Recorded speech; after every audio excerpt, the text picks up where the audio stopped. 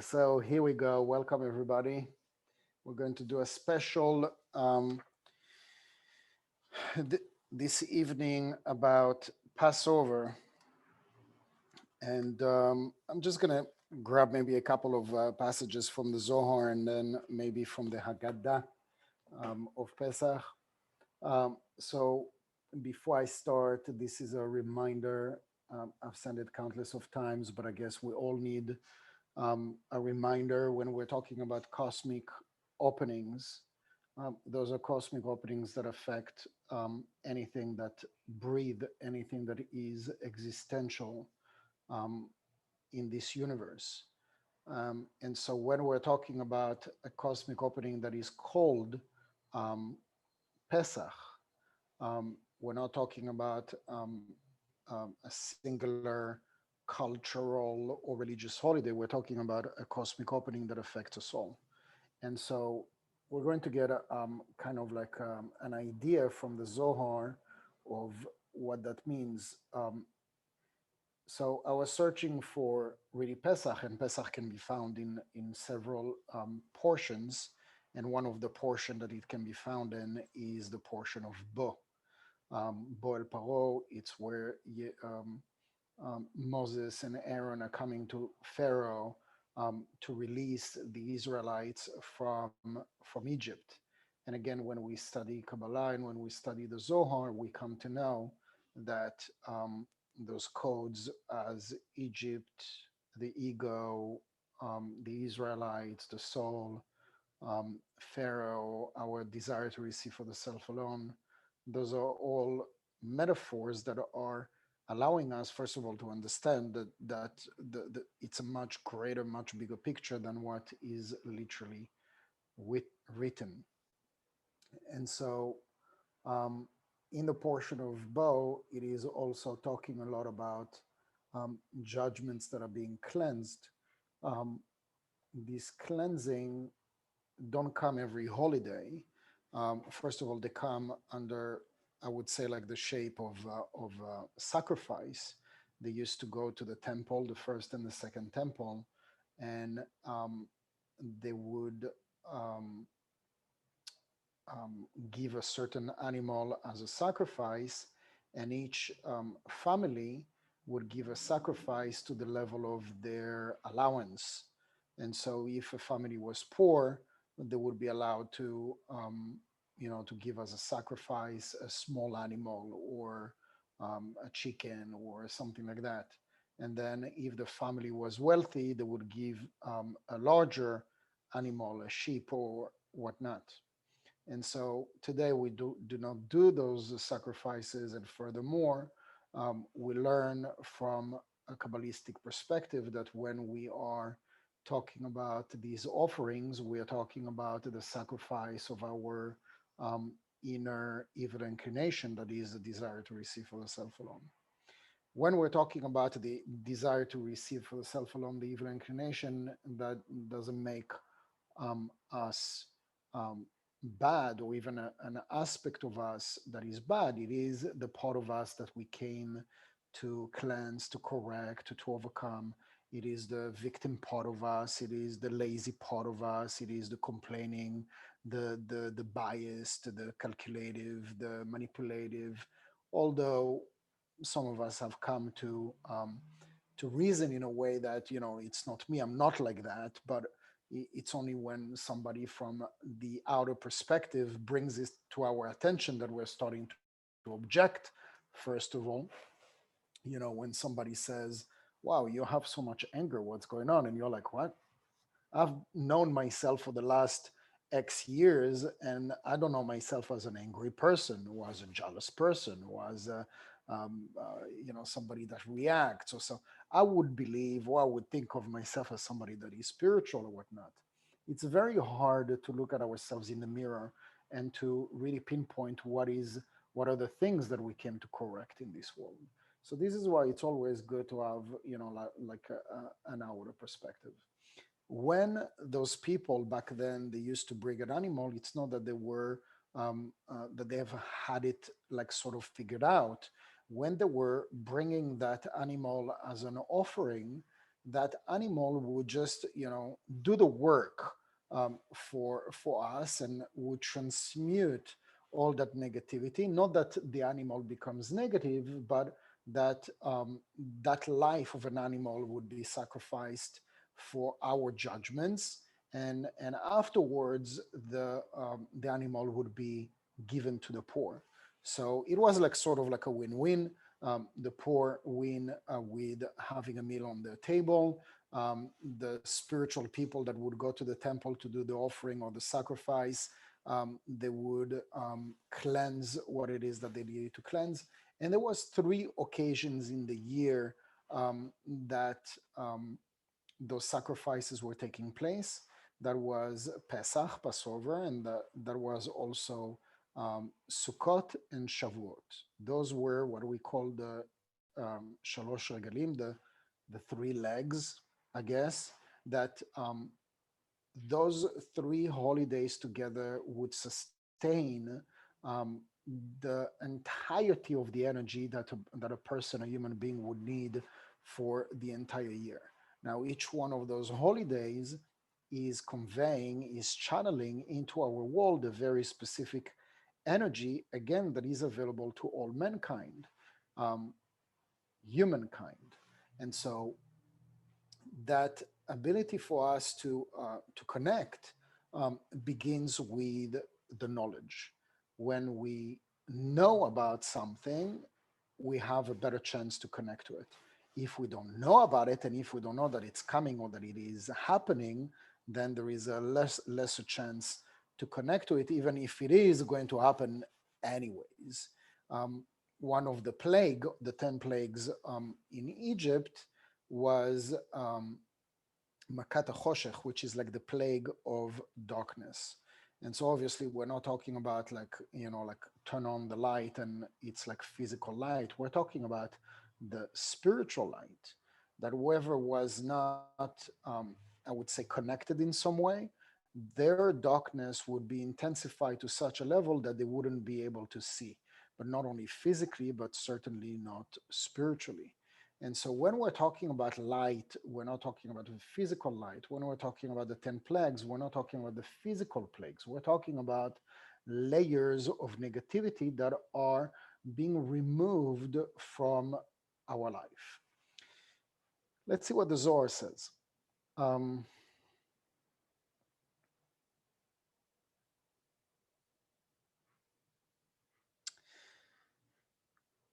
Kav Zain Pikuda Betarda Le'echol Matzah Bepesach. The following 27th commandment is to eat matzah on Pesach, Passover.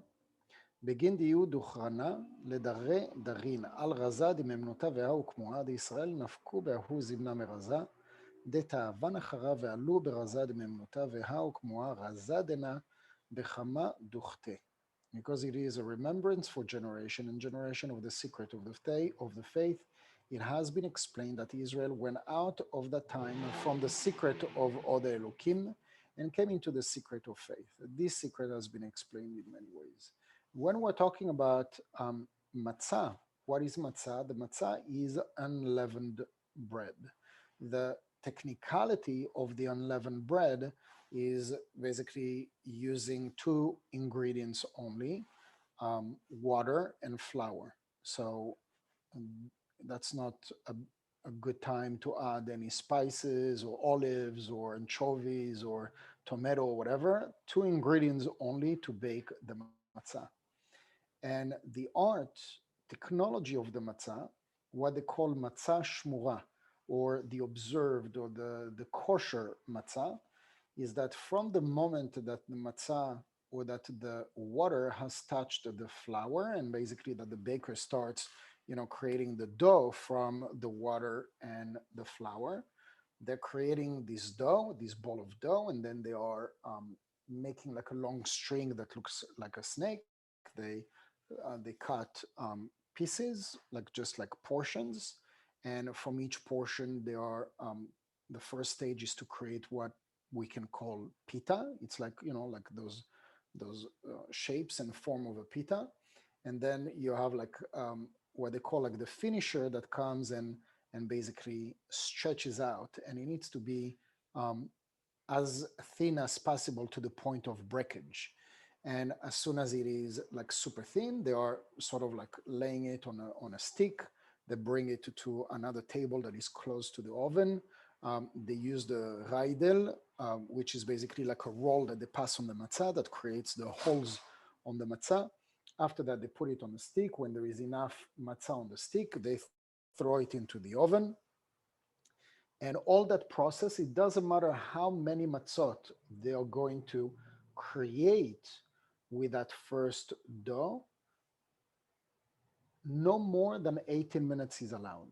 So from the moment that the water is touching the flour, they start the clock, and then there is an alarm that rings at 18 minutes. And let's say that they have created this dough, and it can be like 1 round, 2 rounds, 3 rounds, 5 rounds of those, as many as they can fit in those 18 minutes. If there is half that has not reached in its complete state and finished form within the 18 minutes, it needs to be thrown away. Whatever has not been finished needs to be thrown away. Only what goes into the oven from beginning to end into the oven within the 18 minutes is what is considered matzah shmura, like a kosher, what they consider like a kosher matzah. So what is the difference between this and just a simple bread? I mean, I could just make any bread. I mean, it's the same ingredients. If it would be like 18 minutes plus 1 second, that would be considered chametz gamur. Chametz gamur means that it is not kosher for Pesach, because then it is considered leavened bread and not unleavened bread, because that is kind of like the earth timing that it takes from the contact of the water and the flour to start leavening, rising. And not necessarily like if you put yeast. If you put yeast, then the dough start rising right away. So why is it also that we don't put yeast in the matzah? Because the rising that exists in the bread, in the dough, represents the ego. Because this is what energetically the ego does. It inflates and it starts dominating our heart, our emotions, our mind, our thoughts, our intentions. This is what the ego does. So when we are baking the matzah and we eat the matzah in the 7 days of Pesach, this is energetically what this physical action awakens. It awakens the energy to diminish the ego. And ultimately, this is what Pesach is about. The um, exile, the coming out of Egypt of the Israelites, is the soul coming out of the bondage of the desire to receive for the self alone, coming out of the bondage of the ego. And so the matzah is an important component that is connecting us to the energy of chokhmah. There are two lights that we really connect, that we're striving to connect in during the Seder. The Seder is the night of Pesach, which is going to be basically Saturday night. Correct me if I'm wrong. Maybe I got it wrong. I'm not sure. Maybe. No, it's Saturday night, isn't it? Yes? Saturday night, right after Shabbat. Anyway, so the two lights that we connect, that we wish to connect to in the night of the Seder, and we're using two ingredients. There are several ingredients, but those are the two major ingredients that we use throughout the connection of Passover. Um, you don't need, by the way, to understand everything. You can just be on Kabbalah.com and stream the event and follow along. And I'm sure that the first year that you connected to the Seder, you understood probably almost nothing. And now that you've assisted a Kabbalistic Pesach, Passover, already for the fourth, for the fifth, or for the 10th time, now you know more and more, which is great. The more we know and the more connections, the more knowledge we have, and the more power there would be in that evening. So two lights that we connect to. One is the matzah, and that is why one of the first action that we take is to reveal the matzah. To begin with anything, we reveal the matzah. So, what is it that we're doing exactly?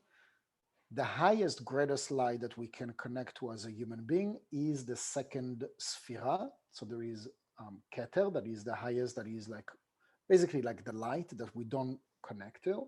And then there is Chokhmah, that is the second light on the right column, the highest point of the right column, that is Chokhmah, that we're revealing. So we're revealing this into our life. And so when we are revealing the matzah, and that's what we're going to begin with the entire seder, is that we are revealing the light of what we call Gadlut Bet. So there is Katnut Aleph, Katnut Bet, Gadlut Aleph, Gadlut Bet. Basically, imagine that it is the growth of an embryo that is born into a baby, and that is going to grow into a child, and that is going to grow into a young adult, and ultimately is going to grow as a sage, an ancient representation, you know, the white beard and whatnot. However, you're representing like a sage in your mind. That is the Gedlut Bet. So it's interesting that we're starting Pesach, Passover, with Gedlut Bet, which is basically the entirety of the light. It's interesting. Why wouldn't you start the seder with, I would say, the beginning, the seed level? And so the Kabbalists explain wherever there is the greatest light, there is also in potential the greatest darkness. Or, in other words, wherever there is the greatest potential to reveal light, there is also the potential of the greatest desire to receive for the self alone. In other words, you can like sort of like project this as, you know, like have you ever heard or even maybe used this with some people that you know and that you believed so much, but you know they were lazy or they were taking their time, and you would say even the words, this person, this girl, this guy, so much potential. I wish that this person would wake up. I wish that this person was tapping into, because I see so much potential in her. And so, you know, like there is the potential, you know that it's there. So why isn't the person just being revealed? What we want to know is that if there is the greatest potential to reveal light, we are also exposed to the desire to receive for the self alone that is also out there to get us. And this is what the desire to receive for the self alone is working super hard with the people, especially with the people that have this great potential, to distract them, to get them confused, to get them procrastinate, or to be lazy or whatnot. Why? Because if they are fulfilling their full potential, they would reveal a lot of light in this world. And that opposite force to the light, the desire to receive for the self alone, the darkness, the ego, whatever it is that you call it, is working hard, you know, you would say against us, but it's not exactly against us because it is giving us the opportunities to make those decisions that is to go against our nature, physical nature, not the nature of the soul, the, the bodily features of this 1% is to be lazy, is to take our time, is to procrastinate. To go against our nature is to go against that. And this is how we get closer to manifesting our full potential. So why is it that we wouldn't start by revealing, you know, the embryo, the baby that is born? Because you need to start anything that you start need to start with a seed. And the reason that we're starting actually with the one that is full-fledged manifested at the beginning, and then right away we are switching back to the embryo, is to create that protective shield of the full potential so that whatever you're building after that, it is going to be protected. So at the very beginning, it's not a coincidence. At the very beginning of the Seder, we're revealing the matzah. So maybe you didn't pay attention to it before, but in the Seder, the first thing that is done is to reveal the matzah. And that is why the matzah is connecting us to the energy of Chokhmah. And the wine is connecting us to the energy of Bina. So the energy of the supernal spiritual father, that is Chokhmah, that we call Abba, and the supernal energy of the mother, that is called Ima, that is Bina. This is what basically hovers our entire connection for, for the 4 hours of the connection that it takes in the Seder. So I'll just go over a couple of things here.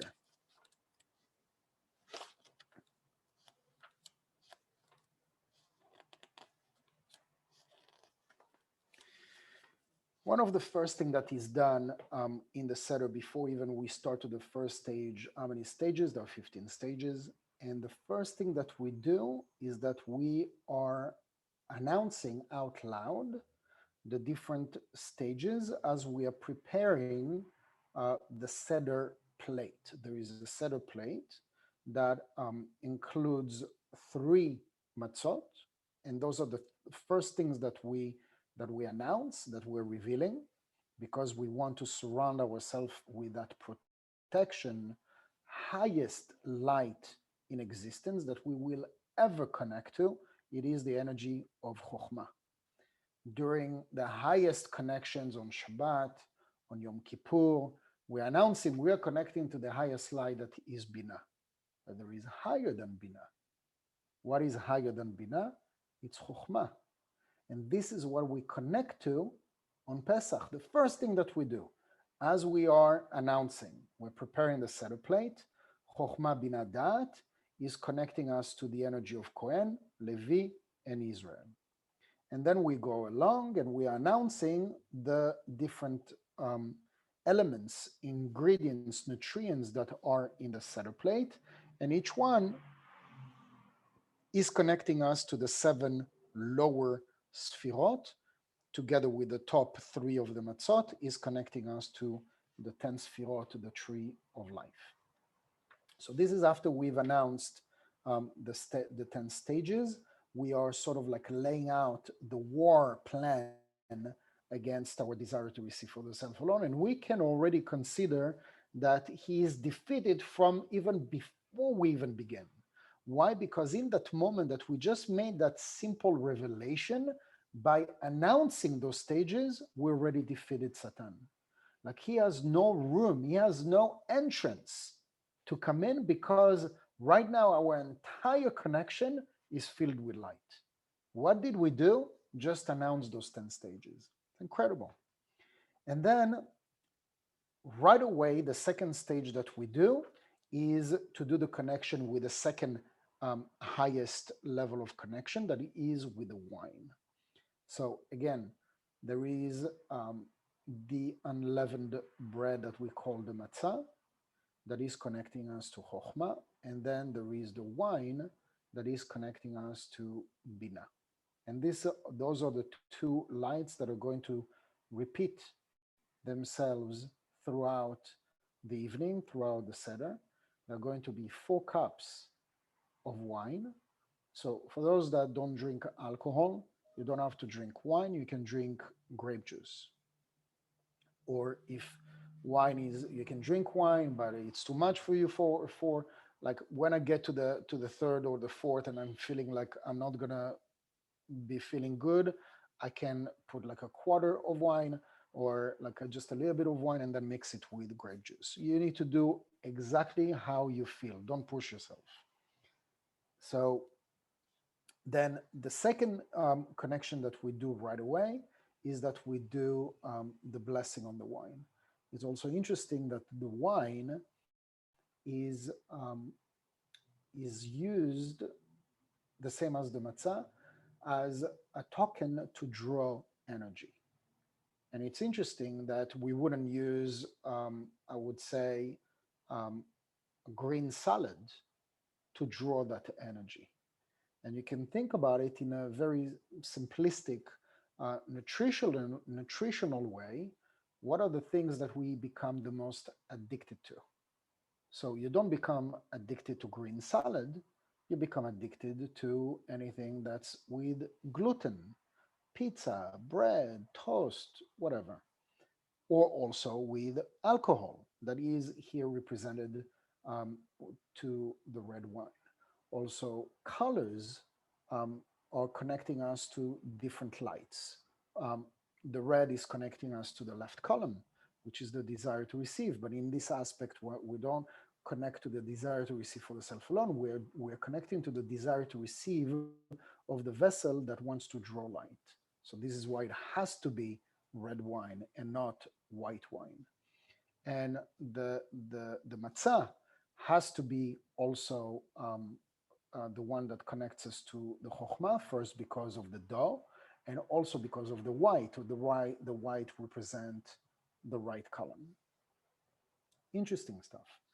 And then we continue. I'm not going to go over like the entire thing, but just a couple of things just to keep in mind. And then for those that um, who it triggered like enough interest, you can just watch the stream and they'll do as many explanation. The next stage is to do what we call the urchatz. And so urchatz comes from the word lirchotz, which is basically to wash. What it is that we do, even though we do the physical action, every action that we do during the seder ignite a specific light that is available during the seder. So as we're washing with what we call a natlan, which is basically like a recipient that we wash, like twice on the right hand, twice on the left hand. We are washing away. We don't wash with soap. It's not the point. You can wash your hands with soap earlier before the connection. It is to wash away the the parasite, the energetical parasite that we call the klipot. And this is the power to cleanse those. And it's interesting because there are a lot of religions out there that use water as a source for cleansing. And it's not just, with Kabbalah or with Judaism, but it's also in Christianity, in Catholicism, in Buddhism, and in Islam. Water is a tool for cleansing. And so we do with each one of them, we are not just doing the, the, the, the physical connection, we also do the spiritual connection by saying the words that are awakening whatever is available. There is a very specific energy that is available on Pesach, and that I'll touch upon it like in a couple of minutes. But just for us to understand that we are touching all the levels of connection, the ones that are physical, the ones that are intellectual, the ones that are spiritual, emotional. In every level, we need to be involved and engaged. And so the whole process of the second stage is to cleanse away this negativity.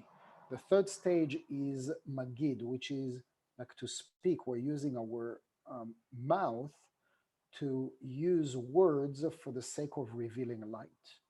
Most of the year, consciously or unconsciously, we use our mouth not necessarily to create negativity, but unfortunately, we're not watchful 100% of the time of what is coming out of our mouth. Only somebody that would be dwelling in spirituality and would be like sort of like coaching you 24/7 could point to the finger on, oh, wait a second, maybe you could say this like that before it comes out of your mouth. Can you imagine? It's like, I think there was a movie, I can't remember what it was, that this guy was like following this other guy that was super shy to coach him in secret, how to court a woman and how to date or whatnot. And he would basically whisper him what to say. And then, short enough, like something like disconnected, the microphone disconnected, and then the person become himself. And then the person who he was courting basically just didn't want to deal with it. It's a comedy movie. I can't remember what the name of the movie. Maybe if I think about it, I'll post it at some point. But the point is, imagine that you had somebody that would coach every single word that comes out of your mouth. You'll maybe make an effort to see what's coming out. I remember many years ago, I was on a in a call center, and there was a person, my mentor, was with me on each call. Now, I could hear my mentor, but the people that I was talking to, they were not hearing me. And I could speak with somebody like for 30, 45 minutes, and he will be there to tell me, no, it's not King's Speech. And he would tell me like right or left, or, like do this, do that, or don't say this, don't say that. Oops, you shouldn't have said this. And this is how basically I was trained to, to work in this particular job. So imagine if we had this ability to, to be more watchful of our words, because we don't really realize we're just us. We're being us, majority of the times. Now is another question. What is the real us?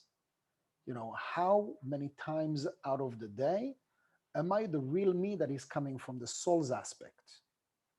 And how many times during the day am I the real me, but from, I would say, the ego aspect, from the body consciousness aspect? We can't just throw out, oh, I'm just being me. Who is the real you? I mean, if we're going to open like a whole conversation about who is the real me, we would at the end, I promise you, agree that the real me is the one that is emanating from the soul. That's the real me. Not the one that is reactive, that is filled with negative belief system and with fears and with uncertainty, low self-confidence. That's not the real me. That's the body consciousness me. The real me that is at the core of each one of us, that has full certainty and faith and knowing, etc. It's the soul. It's the soul that has the same godly features within us, but it's covered with all those layers. We want to get closer and closer to that aspect of the soul. And Pesach, Passover, has that ability, that we know it, that we're aware of it or not, has the ability to remove once and for all of all those layers.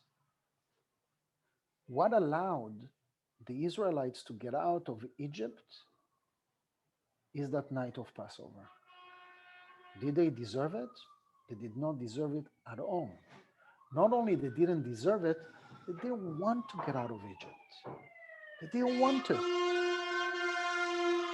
How much have they fought against Moses not to get out? In case you didn't know, it says in the Zohar that the whole process of coming out of Egypt, of the 10 plagues, lasted an entire year. So we're reading these stories, it's like, like a few paragraphs, and we say, oh, it's one portion. So it's like, must have been like within the space of a week. It took an entire year of working on those Israelites. And even after they left Egypt, they wanted to go back. Even after they left Egypt. So imagine a person is in prison and finally finds freedom, and is missing the food from prison. Doesn't make sense. What we're talking about is not about the physical Egypt. What we're talking about is the comfort that the ego has to offer. And so we can find this in several occasions where, for instance, maybe I'm not using the right word as comfort. Maybe it's not the right word, but accustomed, used to. You can be accustomed and used to a toxic environment, a toxic relationship. A lot of people do not dare, fear living that reality that they are used to, that they're familiar with, rather than living and finding themselves in the unknown. What's going to happen? So they find themselves in some layer, some aspect of comfort. It's not comfort because they're suffering, but the familiar aspect can make this last forever. The Israelites were in the physical Egypt for over 200 years. I know people that have been in a bad marriage for over 30 years. It's not hard to understand. So you were the best friend, and all this time you were like, why don't you just quit? Why don't you just turn the page? When a person is found into his or her Egypt, it's not an easy thing to leave that Egypt. You feel trapped, You feel conditional. You feel like you cannot get out. You feel that there's so many things at stake and reasons and arguments and excuses. You can make excuses for the worst person on earth. That could be represented here as the Pharaoh. And so I found myself in the past to be in a position where I say, come on, give me a break. Your ex-husband moved on and married like 2 months after you divorced.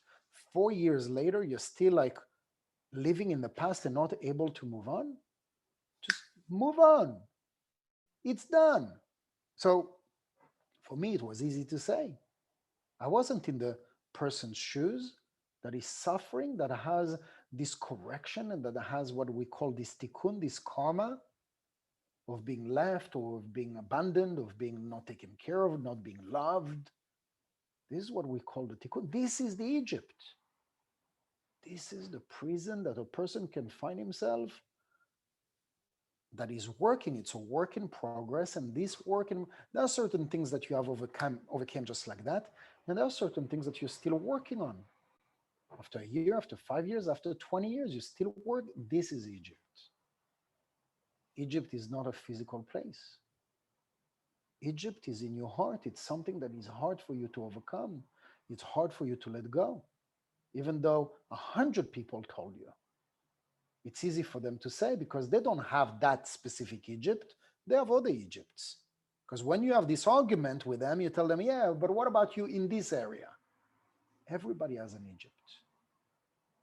And so this is why as we go through the whole process of Passover, we want to meditate. What is it that I want to get over with?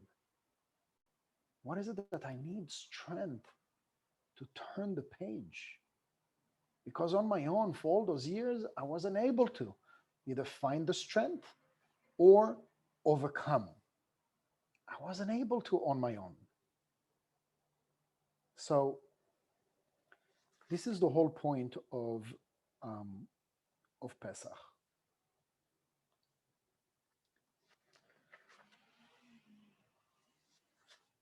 There are a couple of other things that I can share about the Haggadah. I mean, I could speak to you like for another 3 or 4 hours about the Haggadah, but I invite you to read the Kabbalistic Haggadah because it's very educational as far as the spiritual connection and understanding of that evening, but also for us to understand that as we come to the night of the Seder, those Israelites received a gift.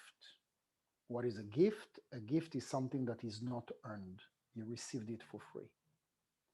And after receiving that gift, there is the walking in the desert, in the wilderness for 40 days and 40 nights. And at the culmination of it, 49 days, sorry. And after, at the culmination of those 49 days, there is the revelation of the 10 commandments on Mount Sinai. Again, the 10 is not a coincidence, and it's not about the physical aspect. It's the 10 levels of revelation of light. On Pesach, we're reading ourselves of the 10 layers, 10 levels of negativity. And on Shavuot, we're revealing the 10 levels of light. Now, on Pesach, we're receiving exactly the same light that we have tapped, that we're going to tap into Shavuot. The same exact light. It's only that on Pesach, you received this gift so that you can taste it. Imagine, there are some documentaries on YouTube like this where you can look for, this indigenous population that are growing cocoa, right? And there is like this BBC journalist that brings them chocolate that is basically made out of the cocoa that they are growing. And he's making those villagers taste the chocolate. And each one of them, like they're adults, like, 30, 40, 50 years old, and they're tasting for the first time in their life, they're tasting chocolate. From that moment on, they will never forget the taste of chocolate, and they would look forward for the next time that they're going to taste this chocolate again. Passover is the taste of chocolate. You like it? If you want some more, you need to walk 49 days a night. into the wilderness, make some effort so that you can earn the exact same light, but this time on your own. The only thing that you have to do is to leave behind you all the desire to receive for yourself alone, all these accessories, all these 1% physical things, so that you can be washed completely of anything physical, so that you can tap into the greatest light that you connected on Pesach, but then you're going to earn it on your own. You received it as a gift, you like it, great. I'm going to offer you that same light on Shavuot, but this time not only you can receive it, but you can keep it forever. So this entire process, first of all, it's a beautiful explanation, and it's beautiful understanding and connection for us to understand that this light of Pesach can rid us of the thickest layers of negativities that have not allowed us to let go, to forgive, to move on, to be the real us, to find the real us. It's on Pesach, the night of Passover. And after that, 49 days in the wilderness, which is basically a self introspect. What are the things that I want to accomplish? What did I come to reveal in this world? What is my full potential? How does my full potential look in this lifetime for me? What did I come to reveal? What did I come to accomplish? And this is the walk in the wilderness that we are basically doing after Pesach, that soul search that is going to receive all the full fledged of the support of the upper world, of God, or whatever it is that you call it, by doing those connections, by getting this education and this understanding so that we can build that vessel to once again receive that same light on Shavuot, but this time not just receive it as a gift, receive it and keep it for our entire life. That's at least the purpose. That's the point. Anyway, that's in a nutshell.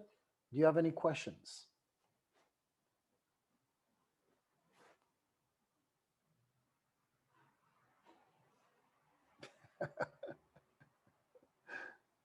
I hope it wasn't too much. Everything is okay? I'm glad you survived that. All right, guys. Thank you very much. I'm going to wish you all a happy connection of Passover, and we'll meet again on Monday, God willing. Thank you. Thanks, Yehuda. Thank you. Very welcome. Thank Thank you. you, Yuda. Thank you. Thank you. Thank you.